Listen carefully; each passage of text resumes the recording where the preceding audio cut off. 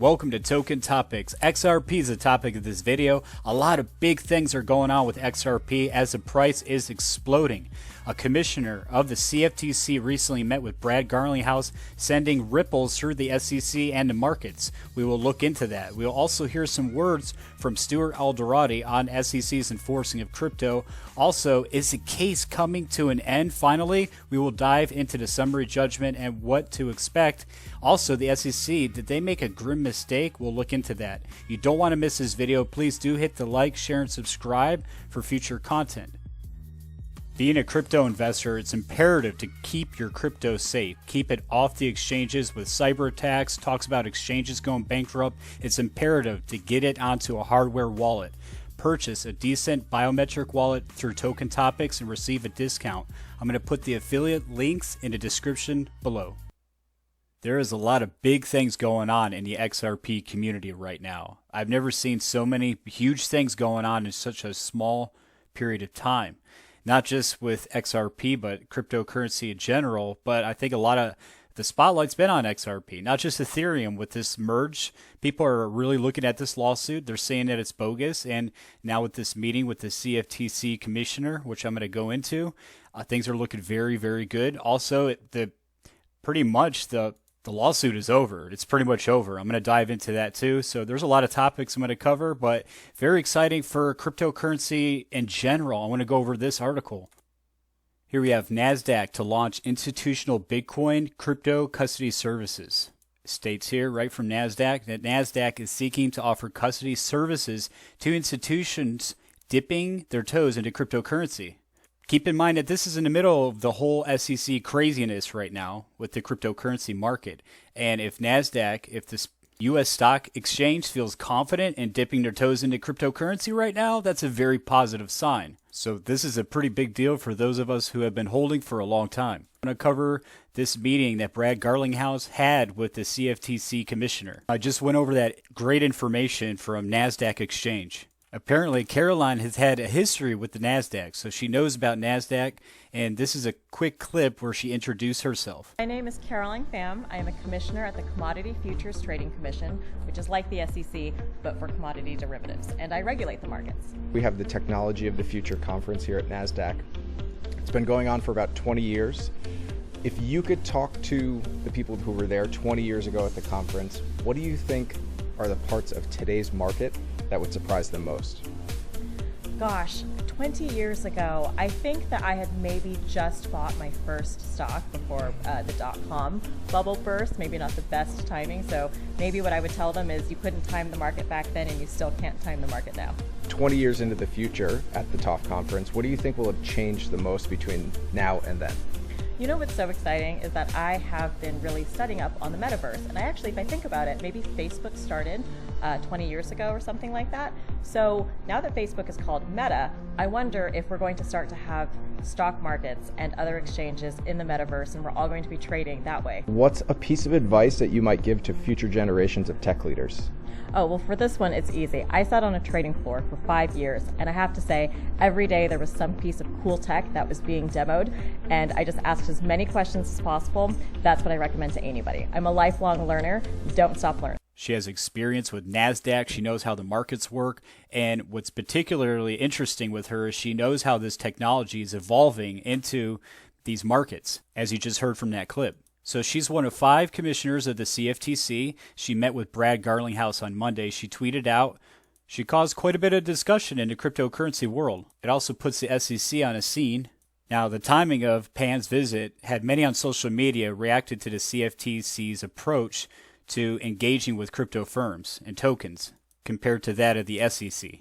Now, the outcome of the SEC case could influence which federal regulator might play a role or a greater role in handling XRP token as a commodity or a security. The fact that they met together is very promising, and people don't forget about Rosie Rios, who is the United States Treasurer that's working with Ripple right now. Now, Caroline tweeted out just several hours ago that she's going to be speaking at a New York City Climate Week blockchain summit that she attended, with sustainability, carbon markets, public policy in mind, and Web3. Connecting the dot, let's not forget that Ripple is a sustainable leader. This is from Ripple's website. As co-founders and active members of the Crypto Climate Accord and World Economic Forum's Crypto Impact and Sustainability Initiative, Ripple is committed to a low-carbon future for the crypto industry and global economy. Ripple has set the standard, and it's XRP. I don't cover the lawsuit a whole lot, for good reason, because it's the same stuff over and over again, kicking can down the road. This is very striking, though. We are at the end of the road, and I can feel it. A lot of people are stating it as well. This just came out that the U.S. Securities and Exchange Commission and Ripple Labs, they both want the federal judge to rule that either the cryptocurrency company, which is Ripple, with XRP cryptocurrency violated federal security laws or otherwise dismiss the lawsuit completely without requiring a lengthy trial. So they both don't want a trial. I would say especially at the SEC for good reason doesn't want to go into a trial. This article captured my eye. This is from Daily Hodl that XRP lawsuit, the SEC made one glaring mistake in a recent filing for summary judgment. John Deaton said that the SEC made a major misstep in a recent filing for summary judgment. The SEC sued Ripple in December of 2020 under allegations that the payments firm issued XRP as an unregistered security, and now both parties have filed for summary judgment, which is a request to end a court case without a full trial. Boom. So he goes on to state that without a doubt, this is the most glaring thing missing from the SEC's motion for summary judgment. The SEC does not rely on a single expert. There is no SEC expert testimony attempting to prove price correlation between the efforts of Ripple and the price of XRP. Boom. There is no SEC expert testimony claiming XRP holders relied on the expertise, skill, or management of Ripple team, or expert testimony claiming XRP holders were led by promises and inducements made by Ripple before acquiring XRP. I also personally never entered into any kind of contract with Ripple. Have you? Anybody who's watching or listening, have you entered in any kind of contract with Ripple? I don't think so. I'm going to put the link to it down below. Now I want to play this clip from Stuart Alderati. He gives his voice on the SEC's mishandling of all this, and it's a mess. Recently wrote an op-ed in the Wall Street Journal questioning the SEC's approach to the crypto market for not providing sufficient clarity over crypto regulation. Can you elaborate on that a bit and explain why you believe the current crypto regulatory approach actually does more harm than good? Yeah. So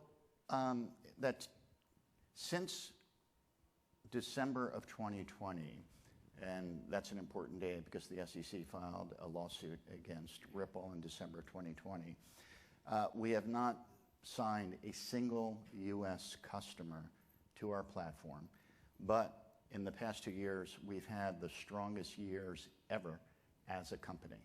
That $10 billion in volume mostly is driven offshore. And by the way, this is all done compliant with anti-money laundering laws, OFAC laws, anti-sanction laws, et cetera.